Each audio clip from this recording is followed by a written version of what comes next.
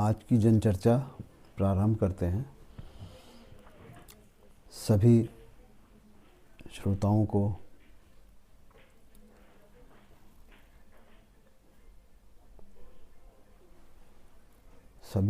के अंदर उपस्थित परमात्मा को सादर प्रणाम। आज का विषय लेते हैं राजनीति में शुद्धता, राजनीति का विकास।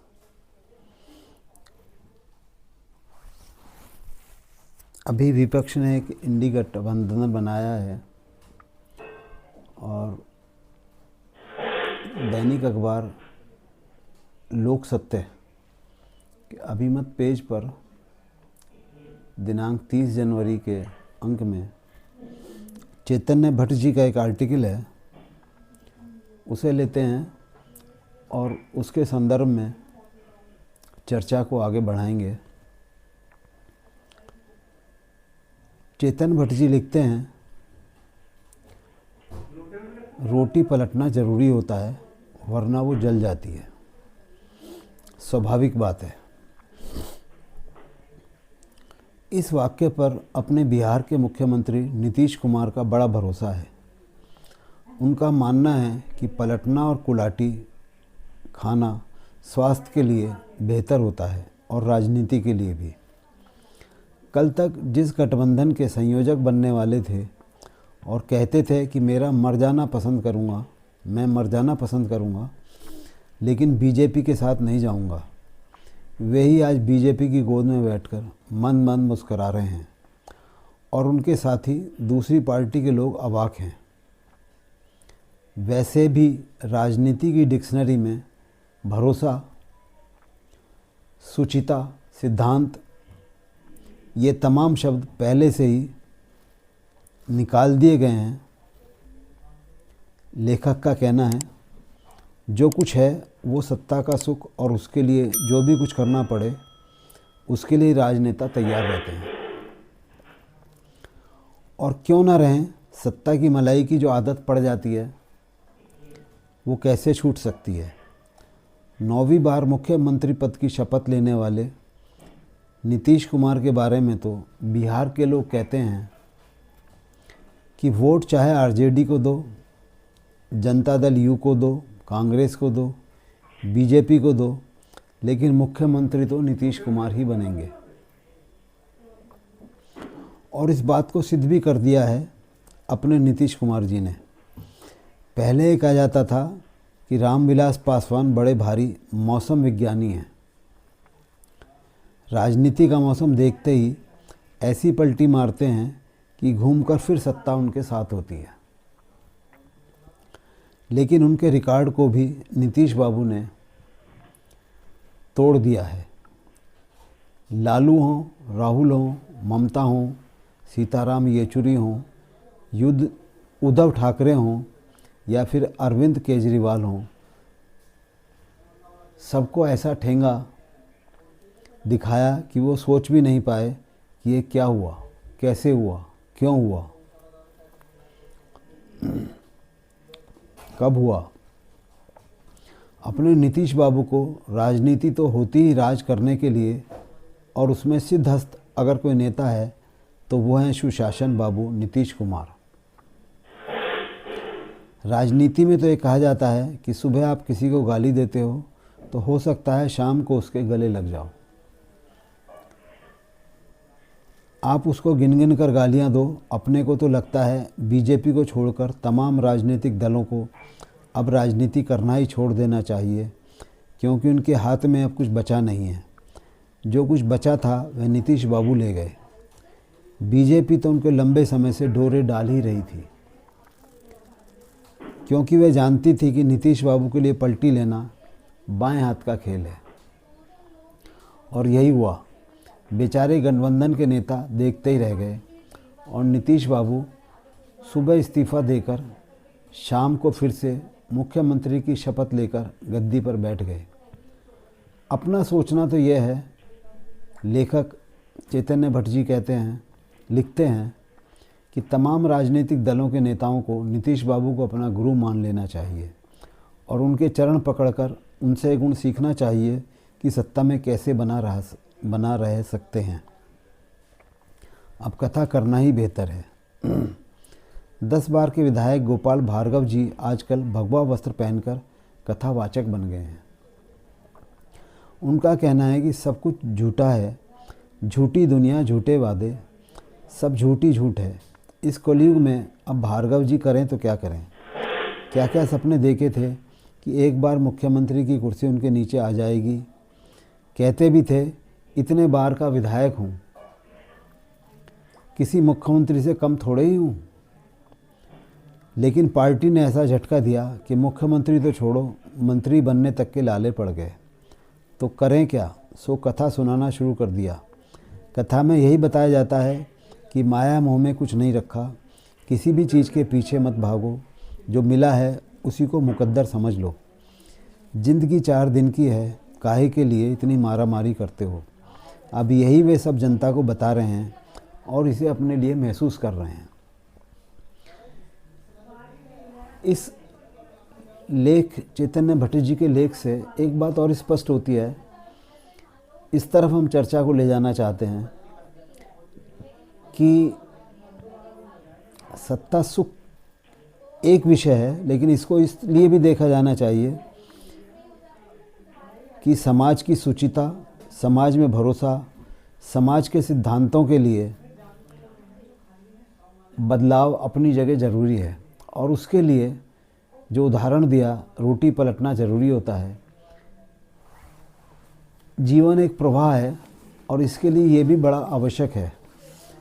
और इस राजनीति के सुचिता की जहाँ बात होती है, तो वर्तमान राजनीति, विपक्ष का गठबंधन, विपक्ष की जो भी क्रियाएं प्रतिक्रियाएं चल रही हैं, सभी जो है, सभी की जांच आयोग का सामना करना पड़ रहा है।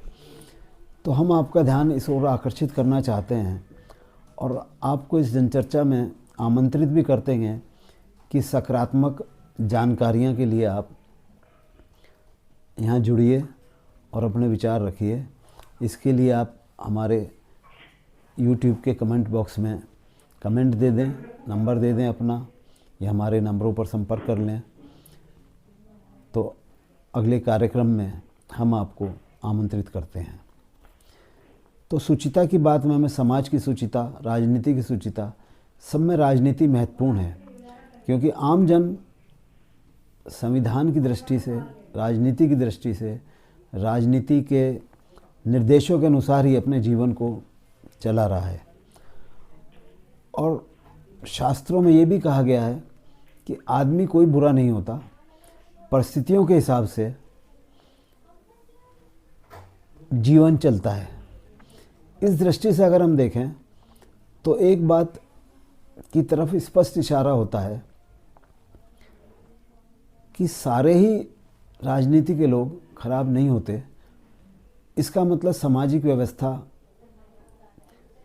उनसे प्रभावित हो रही है, तो राजनीतिक व्यवस्था में कहीं ना कहीं, या संविधान में कहीं ना कहीं मूल सुधारों की ज़रूरत है।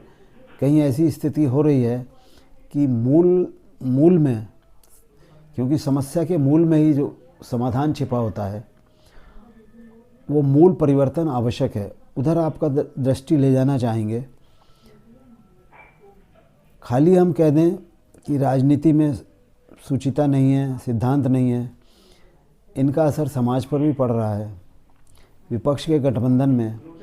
और देखें, व्यवस्था सभी खराब है, तो व्यवस्था भी कहीं अपनी जिम्मेदारी देना होगा विकास के लिए। व्यवस्था में सुधार महत्वपूर्ण आवश्यक है। इसके लिए कुछ संपर्क, कुछ सूत्र हम यहाँ चर्चा में लाते हैं। जैसे कि मताधिकार में 50-60% मताधिकार होता है। आज हम 100 साल पूरे करने जा रहे हैं, 22-23 साल रह गए हैं, 75 वर्ष से अधिक हमें आज़ाद हुए हो गए, लेकिन अभी तक हम 100% मतदान नहीं कर पा रहे। सरकारें जनता को कह देती हैं जिम्मेदार, और जनता कुछ कर नहीं सकती। तो कुछ कारणों पे हम चर्चा आज करते हैं। आदमी जाता है चुनाव में, उसके पास परिचय पत्र भी है, वोटर कार्ड भी है, लेकिन पता चलता है उसका नाम ही गायब हो गया। ऐसी हर सेंटर पर ऐसे कुछ लोग देखे जा सकते हैं, 2-4% कि जो होते हुए और वोट नहीं दे पाते। दूसरा कारण ये होता है कि एक प्राकृतिक प्रक्रिया है समाज के विकास की। आदमी आता है, जाता भी है, पैदा होते हैं, मरते भी हैं, नियमित प्रक्रिया है। लेकिन वोट बनाने की प्रक्रिया हमारी, जिस दिन सरकारें चाहती हैं डिक्लेयर करती हैं 3 दिन, 4 दिन, 10 दिन, 15 दिन वोट बनवा लो जी। अब आदमी कहाँ है, कहाँ नौकरी कर रहा है, कहाँ पैदा हो रहा है। अगर व्यवस्था, इसका मतलब ये है कि व्यवस्था में सुधार महत्वपूर्ण आवश्यक है। आप हर आदमी का आज 75 साल बाद भी हर आदमी का रिकॉर्ड अपडेट नहीं हो पा रहा हमारी व्यवस्था में। ये एक दूसरा दृष्टिकोण है। जनसंख्या वृद्धि और उसका नियमितीकरण एक खास बात है। मतदाता बनाने का विषय, नियमित अगर मतदाता बनने की कोई प्रक्रिया हमेशा के लिए नियमित हो जाए और वो पता रहे आदमी को, तो सहजता से मतदाता बनाने की प्रक्रिया चल सकती है। मतदाता बूथों पर लाइन लगी रहती है, उसकी भी व्यवस्था बेहतर हो तो वोटिंग परसेंटेज बढ़ पाए। वैचारिक मनोवृत्ति के कारण बहुत से लोग नहीं जा पाते, इसलिए वोट डालना एक आवश्यक घोषित हो, और जो वोट ना दे तो उस पर, वोट ना डालने पर एक उचित राशि की पेनल्टी भी प्रभावित हो, तो उसका भी प्रभाव इस पर रहेगा। चयन प्रक्रिया में एक और व्यवस्था है जो बड़ी मूल रूप से असंवैधानिक कही जा सकती है, अव्यावहारिक कही जा सकती है, भ्रष्टाचार की जनक व्यवस्था है। और इसका पूरे समाज पर प्रभाव पड़ रहा है कि हम बहुमत के आधार पर कहते हैं, लेकिन बहुमत के आधार पर ना होकर अधिक के आधार पर जनप्रतिनिधि का चयन करते हैं। जनप्रतिनिधि का चयन संबंधित क्षेत्र की जनसंख्या के बहुमत के आधार पर हो तो समाज में बहुत बड़ा परिवर्तन सकारात्मक रूप से दिखाई देगा। जनप्रतिनिधि संसद में हो, सदन में हो, किसी भी स्टेट में हो, अपने शहरों के निगमों में हो, पंचायतों में हो, उनकी कार्रवाई अगर देखी जाए तो बड़ा फ़र्क है। प्रत्याशी के भी अगर योग्यता के नियम बने, उसके गुणवत्ता उसकी देखी जाए, तो अच्छे लोग, संपन्न लोग, गुणवान लोग जनप्रतिनिधि के लिए बेहतर आएं और वो अच्छे काम कर पाएंगे। समाज विकसित हो पाएगा, वोटिंग का प्रतिशत बढ़ेगा। पक्ष विपक्ष की व्यवस्था भी अव्यावहारिक लगती है। सभी जनप्रतिनिधि हर क्षेत्र से सरकार के सहयोग के लिए चुने जाते हैं, लेकिन वहाँ जाकर वो विपक्ष का शब्द कहाँ से आया, किस व्यवस्था से आया, और जहाँ से भी आया अलग बात है, लेकिन उसको आगे उसका सुधार होना चाहिए, विकास होना चाहिए। विपक्ष आप किस तरह से चुनें ठीक है, लेकिन जो लोग जनप्रतिनिधि चुने गए हैं वो सब सहयोग के लिए काम करना आवश्यक होना चाहिए उनका। सुविधाओं पर जनप्रतिनिधियों की आमजन पर सुशासन के लिए उनको जिम्मेदार माना जाना चाहिए। शासन के व्यवहारिक नियमों से देश का विकास प्रभावित है। संविधान में भी बहुत सारी ऐसी चीज़ें हैं जो आज 75 साल बाद भी हमें लगता है कि जो पिछले 1000 साल में देश के नागरिकों का, भारतीयों का एक संघर्ष रहा है अपने आक्रांताओं के प्रति, अंग्रेज़ों की से लड़ाई में, स्वतंत्रता अभियान में कुछ आक्रांता भी शामिल रहे। ठीक है, भारत का संविधान धर्मनिरपेक्ष हो गया, कोई बात नहीं, लेकिन पूरे संविधान में अभी भी धर्मनिरपेक्षता नहीं दिखाई देती। अगर प्रॉपर धर्मनिरपेक्ष हो, प्रॉपर सबकी बराबरी हो,